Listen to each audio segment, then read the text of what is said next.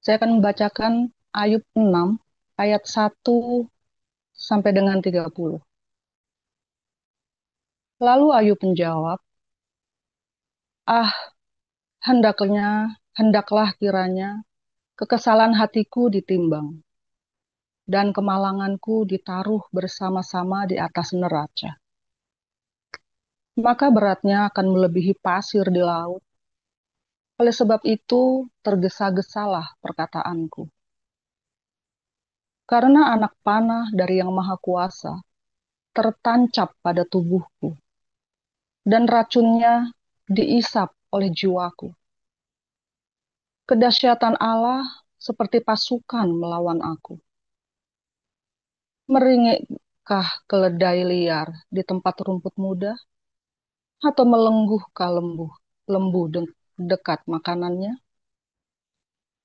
Dapatkah makanan tawar dimakan tanpa garam? Atau apakah putih telur ada rasanya? Aku tidak sudi menjamahnya. Semuanya itu makanan yang memualkan bagiku. Ah, kiranya terkabul permintaanku dan Allah memberi apa yang kuharapkan. Kiranya Allah berkenan meremukkan aku. Kiranya Ia melepaskan tangannya dan menghabisi nyawaku. Itulah yang masih merupakan hiburan bagiku. Bahkan aku akan melompat-lompat kegirangan di waktu kepedihan yang tak kenal belas kasihan. Sebab aku tidak pernah menyangkal firman yang Maha Kuasa, yang Maha Kudus. Apakah kekuatanku sehingga aku sanggup bertahan? Dan apakah masa depanku sehingga aku harus bersabar? Apakah kekuatanku seperti kekuatan batu? Apakah tubuhku dari tembaga? Bukankah tidak ada lagi pertolongan bagiku dan keselamatan jauh daripadaku? Siapa menahan kasih sayang terhadap sesamanya, melalaikan takut akan Yang Maha Kuasa? Saudara-saudaraku tidak dapat dipercaya seperti sungai, seperti dasar daripada sungai yang mengalir lenyap, yang keruh karena air beku, yang di dalamnya salju menjadi cair, yang surut pada musim kemarau, dan menjadi kering di tempatnya apabila kena panas. Berkeluk-keluk jalan arusnya, mengalir ke padang tandus selalu lenyap. Kafilah dari Tema mengamat-amatinya, dan rombongan dari Seba mengharapkannya. Tetapi mereka kecewa karena keyakinan mereka. Mereka tertipu setibanya di sana. Demikianlah kamu sekarang bagiku. Ketika melihat yang dahsyat, takutlah kamu. Pernahkah aku berkata, berilah aku sesuatu, atau berilah aku uang suap dari hartamu, atau luputkan aku dari tangan musuh, atau tebuslah aku dari tangan orang lalim? Hajarilah aku, maka aku akan diam, dan tunjukkan kepadaku dalam hal apa aku tersesat. Alangkah kokohnya kata-kata yang jujur, tetapi apakah maksud celaan dari pihakmu itu? Apakah kamu bermaksud mencela perkataan?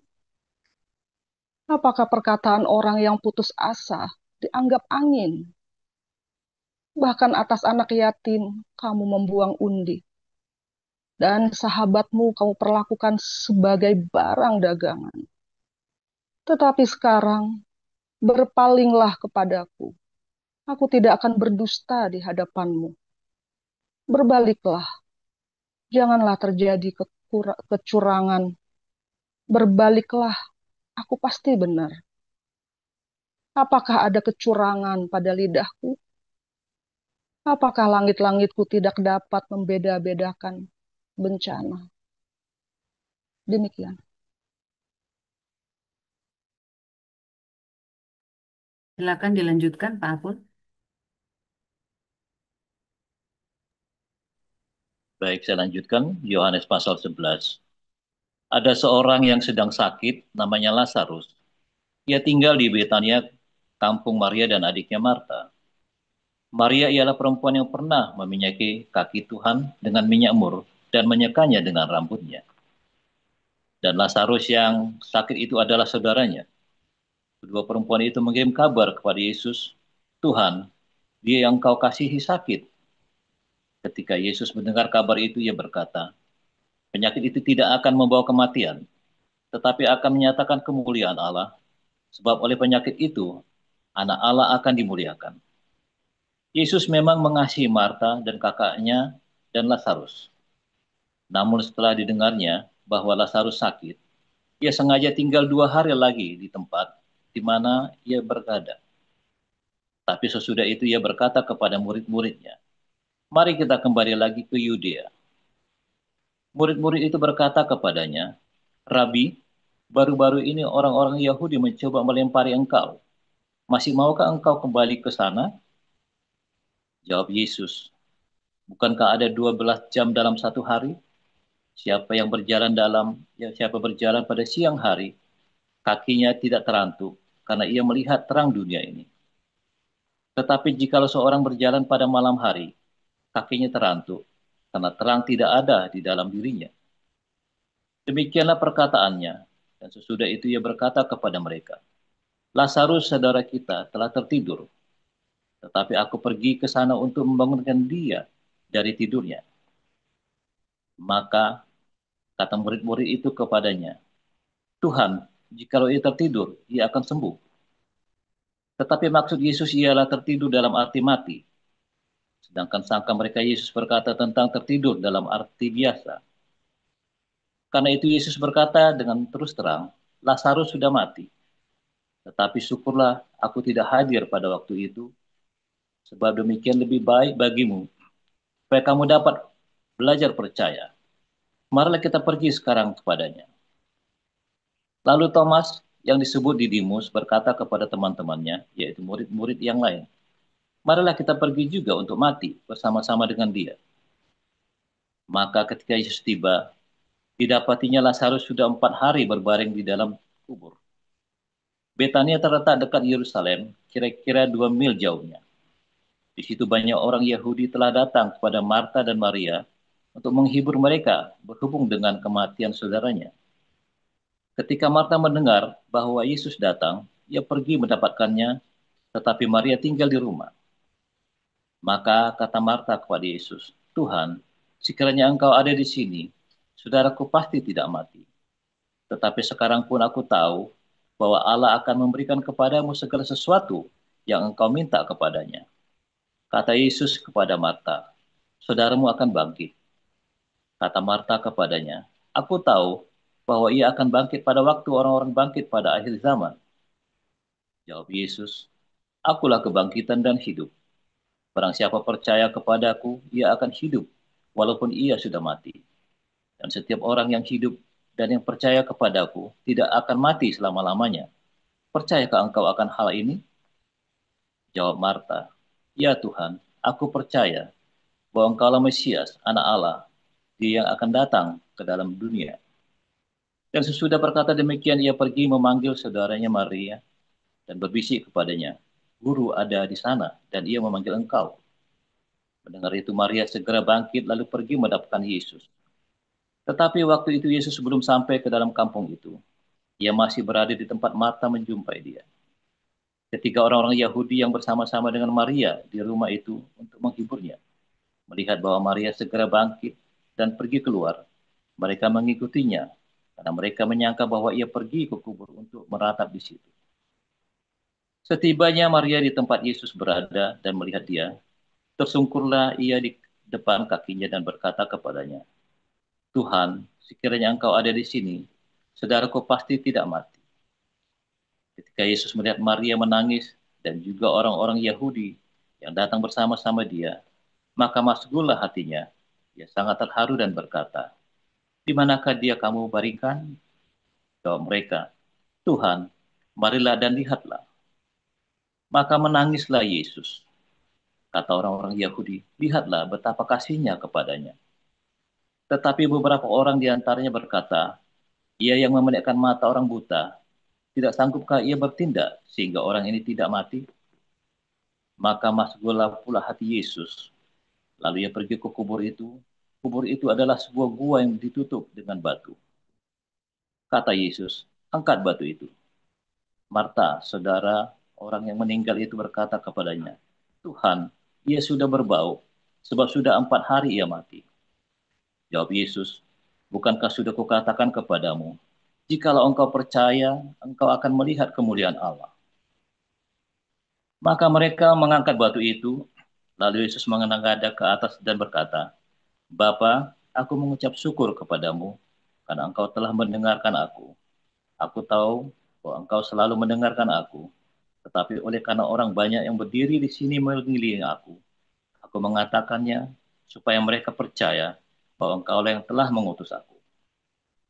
Dan sesudah berkata demikian, berserulah ia dengan suara keras, Lazarus, marilah keluar. Orang yang telah mati itu datang keluar, kaki dan tangannya masih terikat dengan kain kapan, dan mukanya tertutup dengan kain peluh. Kata Yesus kepada mereka, bukalah kain-kain itu, dan biarkan ia pergi. Banyak di antara orang-orang Yahudi yang datang melawat Maria dan yang menyaksikan sendiri apa yang telah dibuat Yesus, percaya kepadanya.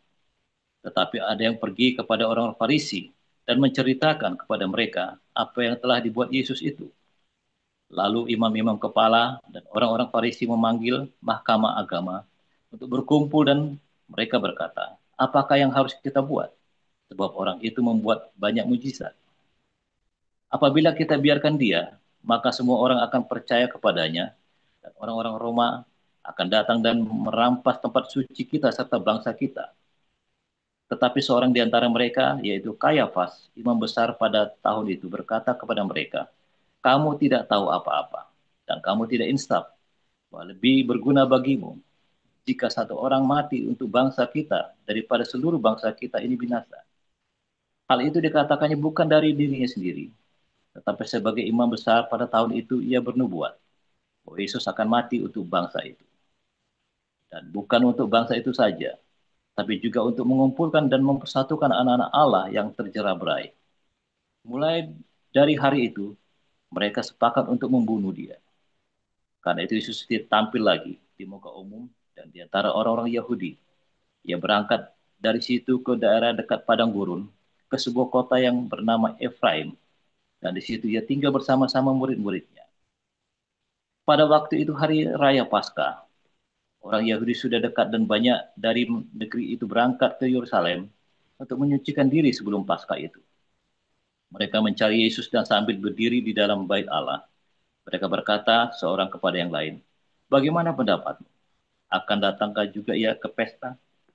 Sementara itu imam kepala dan orang-orang Farisi telah memberikan perintah supaya setiap orang yang tahu di mana dia berada memberitahukannya agar mereka dapat menangkap dia. Demikian firman Tuhan. Haleluya, firman Tuhan selalu baru setiap hari. Jika kita menanti-nantikan Tuhan dengan penuh cinta, ya, penuh pengharapan, jangan lupa berbuat baik. Jangan lupa berbuat baik setiap ada kesempatan, karena ketika kamu berbuat baik, ya, segala yang baik juga akan terjadi. Kamu berhenti berbuat baik, ya, segala yang baik berhenti juga terjadi atas hidupmu. Aneh ya, tapi itu hukum semesta alam ya. Jangan ngomong cuma ajaran agama Kristen yang begitu. Itu hukum semesta alam. Kalau kamu berbuat baik, maka selalu. Karena itu sebuah sebuah eh, semesta, ya, sebuah semesta. Semestamu apa? Semestamu neraka. Ya udah, yang terjadi yang namanya di neraka ya begitulah. Semestamu apa? Semestamu adalah surga. Yang terjadi adalah surga. Semestamu apa?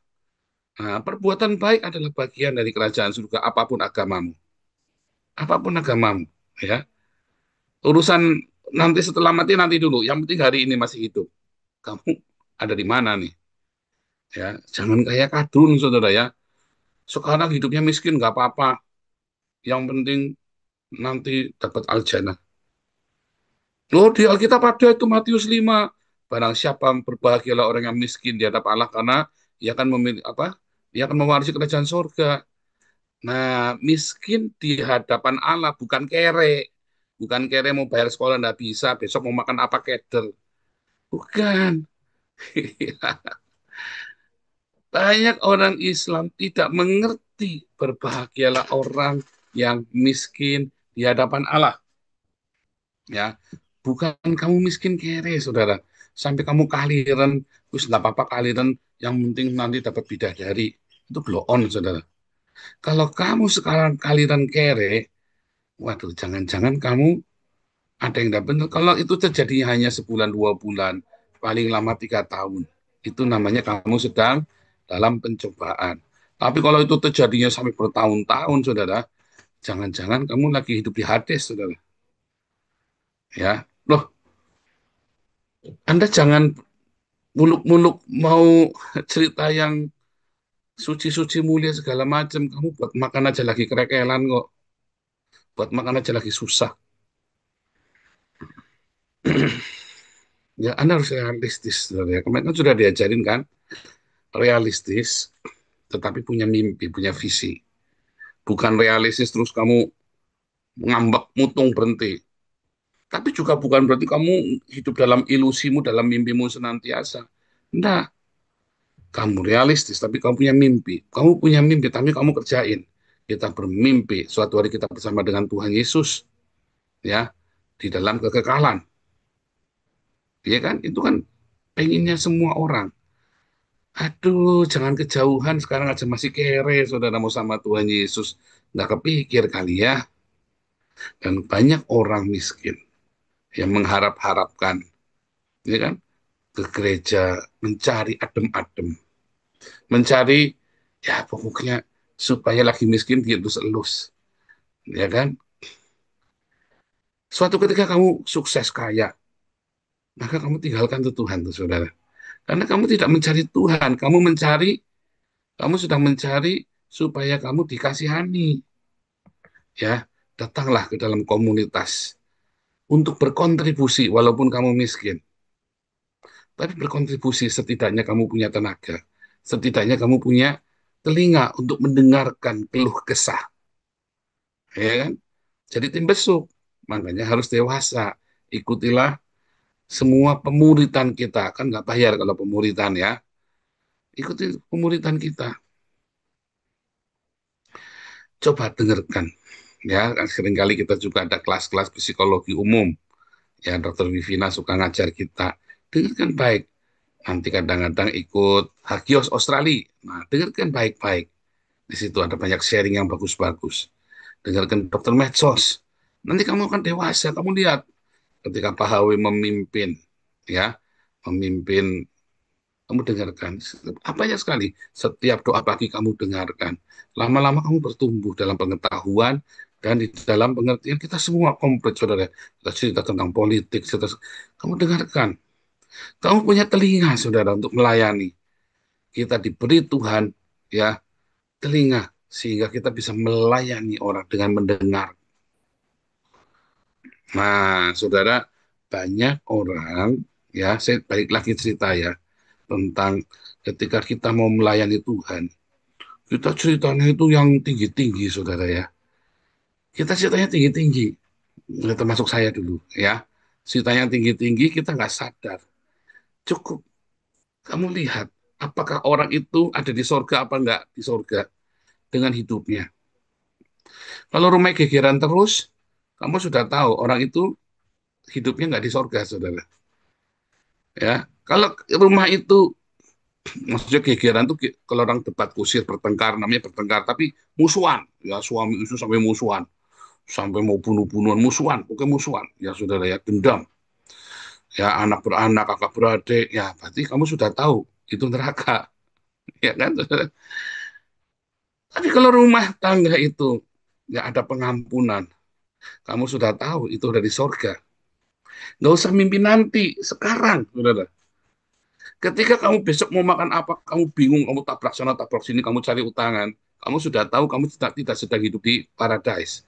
Kamu sedang hidup di Hades, saudara. Ketika kamu ya di dalam sakitmu, kamu cari ya cari dukun, cari apa segala macam yang nggak benar. Kamu sudah tahu, kamu nggak lagi di sorga, saudara. Jangan ngarang, jangan mimpi. Kita jadi orang yang munafik, ya saudara ya. Kita sebenarnya tahu, kamu hari ini ada di sorga, kamu hari ini, ya, bukan cerita nanti, sekarang, saudara. Oh, tapi kan nanti, sekarang. Sorga itu sekarang. Ketika dalam kesulitan, keuangan, ketika kamu di dalam sakit penyakit, responmu sebenarnya kamu tahu kamu sedang di sorga apa enggak dari responmu. Cuman kita nggak jujur. Respon ketika nggak punya uang, kamu tuh cari utangan atau kamu cari Tuhan. Responmu ketika kamu lagi sakit, kamu cari utangan, cari dukun, cari yang aneh-aneh, apa kamu cari Tuhan? Berobat semaksimal mungkin, yang benar, ya, cari Tuhan sungguh-sungguh. Ketika kamu di dalam masalah keluarga yang pelik, kamu cari pembalasan, kamu cari konflik, kamu cari penyelesaian yang berdarah-darah, kamu cari menang, atau kamu cari Tuhan. Loh, sebenarnya kita tahu loh, hanya seringkali kamu menipu dirimu sendiri, itu yang namanya munafik, saudara. Ya, kamu tahu, tapi kamu menipu dirimu sendiri. Ah, kita kan penuh dengan kelemahan, Tuhan tahu. Loh, Tuhan tahu, saudara, tapi setan juga tahu. Kamu itu lemah, kamu tuh mangsa empuk buat diajak ke neraka. Dari responmu itulah, dari responmu itulah ya, kamu. Ayo belajar. Lihat ya teman-temannya Ayub ya, maksa. Ayub itu lagi jatuh, dipus saudara ya. Kamu pasti ada dosa, kamu pasti ada. Ketika ada orang jatuh saudara ya, ketika ada orang bangkrut, ketika ada orang sakit, ketika ada orang yang baru mengalami problem dalam rumah tangganya, sebetulnya bukan problemnya itu yang menjadi masalah, saudara. Bukan saat dia bangkrut dia kena masalah. Bukan saat dia lagi anaknya lagi kacau dia masalah. Bukan saat dia lagi sakit, bukan. Tapi responnya itulah yang jadi masalah. Kemarin sudah diajarin ya, setannya itu ya responnya kamu itulah. Yang tidak benar itulah setan itu. Yang bikin kamu dosa, yang bikin kamu makin terjebak di dalam berbagai macam pencobaan. Yang berikutnya makin dalam. Itulah setan. Ketika Yesus dicobai, dia tidak berdosa karena responnya benar. Ketika kamu dicobai, responmu salah. Itu loh masalahnya. Dan kamu berkilah, kamu berkelit, kamu mencari pembenaran. Nah itu yang namanya munafik, saudara. Udah terima saja kalau kamu salah. Ngaku saja kalau salah. Jadi bukan kondisinya, tapi juga jangan ketika kita ada di dalam pencobaan, ya, terus pasti ada yang dosa nih. Belum. Dikatakan dalam hal itu Ayub tidak berdosa. Sekalipun habis semuanya, dua kali dikatakan Ayub tidak berdosa. Karena respon dia benar, respon dia tepat. Tapi temannya menghakimi dia, saudara, kasihan sekali. Ya, kasihan sekali orang itu kayak saya dulu kalau jatuh di hati ini. Oh, saudara, kalau saya lagi habis-habisan dulu, saya nggak mau ketemu orang, saudara ya. Bukan malu, nggak, saya capek diajarin. Oh, kamu begini sih, kamu begitu sih, capek, saudara. Saudara. Mau bantu nggak? Nggak, ya udah, nggak usah banyak ngomong. Mau bantu, bantu. Saya kalau ada teman ya, saudara, ada sahabat baru jatuh. Saya nggak ngajarin dia, saudara. Saya tahu dia sudah tahu, yang saya mau ngomong dia sudah tahu. Kecuali dia tadi ada hal yang lupa sih, saya ngomong. "Ah, udah ini belum? Udah ini belum? Oke, sudah. Aku nggak mau ngajari kamu karena kamu udah tahu. Aku tidak doa, kalau aku bisa tolong, aku tolong." Dia sudah tahu yang harus dia lakukan. Apa pendeta sesama pendeta, saudara ya jatuh. Dia sudah tahu dia mau ngapain. Saya nggak mau ngajarin dia, saya nggak mau nambahin bebannya dia lagi. Capek, kasihan, saudara. Kasihan. Jadi jangan ditambahin bebannya lagi. Ya, duduk, dengarkan. Kalau dia mulai mengeluh, jangan. Nggak apa-apa, ucap syukur aja, nggak apa-apa ya. Capek, iya aku tahu berat. Mungkin aku juga tidak merasakan, aku belum pernah ngerasain kamu ngerasain. Tapi aku tahu sih rasanya mungkin berat sekali ya. Nggak apa-apa.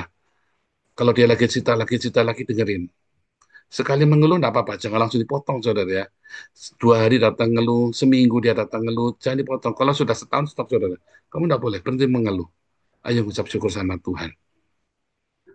Jangan, oh karena kamu dosa ini, kamu jangan-jangan kamu dosa ini kali. Jangan, saudara. Ya, karena tidak selalu begitu. Karena responnya dia yang penting. Yang kamu perlu tuntun adalah supaya dia jangan berespon berlebihan yang negatif, saudara. Keluhan pertama, keluhan kedua, namanya dia baru kaget, baru capek. Tapi kalau sudah setahun, jangan, saudara. Diomongin, yuk mengucap syukur, yuk. Yuk kita nyanyi aja ya. Kalau kita kadang-kadang susah ya, saudara ya. Mengucap syukur karena memang kita tahu berat sekali, misalnya bertubi-tubi tuh mati mati mati mati keluarganya ya. Untuk kamu jangan jok, ayo ngucap syukur yuk, jangan, saudara, keterlaluan juga ya. Kita tahu ini baru bangkrut, tiba-tiba kena cancer, tiba-tiba istrinya dibawa lari orang segala macam. Aduh, kamu jangan nguyung ngucap syukur yuk, jangan, saudara. Tapi yuk kita berdoa yuk. Terima kasih Yesus. Saya pernah ngasih gitu, saudara ya. Saya saya tahu saya nggak akan ngajak dia untuk yuk ngucap syukur, nggak. Saya ajak yuk terima kasih Yesus. Orangnya nangis, saudara ya. Saya sudah tahu karena dia nggak keluar, mau ngomong terima kasih nggak keluar dari mulutnya, saudara. Udah capek banget orang ini ya. Kasihan sekali ya, saudara ya. Saya tahu rasanya orang mau ngucap syukur tapi hatimu marah, tak ajak nyanyi, saudara. Saya nggak mau, yuk, saya mau ngajarin kan ini sama-sama levelnya sama dengan saya, saudara ya. Jadi, yuk kita, ya, aduh, nyanyi aja yuk. Terima kasih Yesus, terima kasih Yesus, gitu, saudara ya. Ku beri syukur hanya bagimu, ya Allahku, ya Tuhanku. Terima kasih, saudara ya.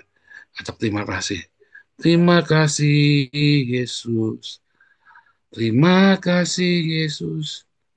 Puji syukur hanya bagimu. Terima kasih Yesus. Nangis, saudara. Dia nggak ikut nyanyi, cuma nangis, saudara. Saya nggak tega, saudara ya. Terus saya datang lagi, tajak nyanyi lagi, saya nggak ngajari dia. Dia cerita ngeluh, ya aduh, ini kok jahat sekali ya orang begini ya. Duh, aku salah apa sama Tuhan ya. Saya tahu sebetulnya kesalahan dia di mana, saudara ya. Orang ini kenapa bertubi-tubi? Ya, saya tahu salahnya di mana. Ya, cuma kalau saya ngomong sama dia salahnya di mana kan salah, saudara. Orang dia nggak mau ngaku dan dia tahu sebetulnya salahnya di mana. Dia tahu. Ya, cuma kayaknya dia nggak kuat. Saya nyanyi lagi yuk. Kapan nanti saya datang lagi, tajak nyanyi aja, saudara ya. Jadi jangan ngajarin. Karena kita sebenarnya kita tahu. Balik lagi, saudara ya. Bukan saat kamu jatuh, tapi responmu. Ya.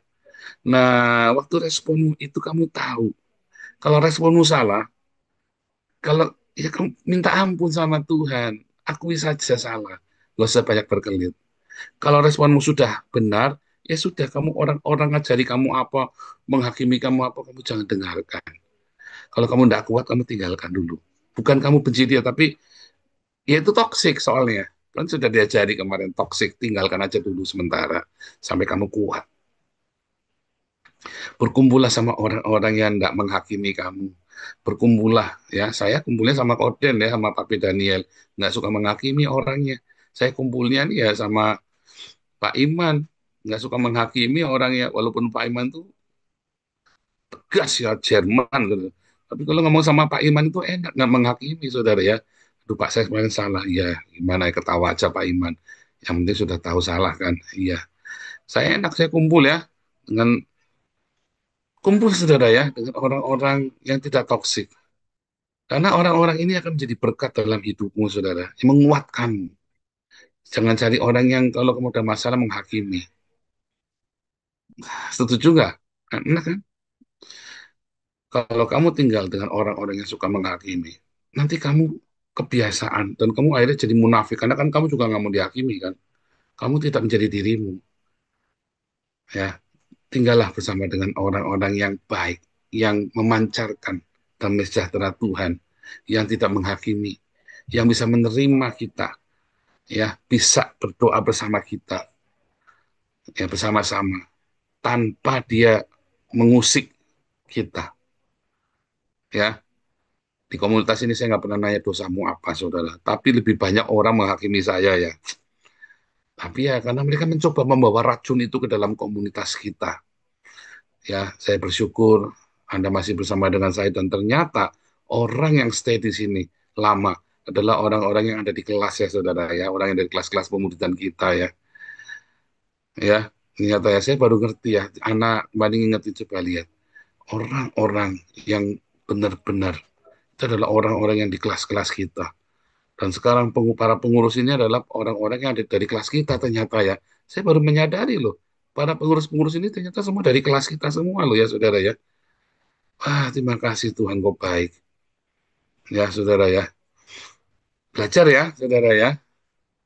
Terima kasih Yesus. Terima kasih Yesus. Dia sungguh baik. Tuhan Yesus memberkati.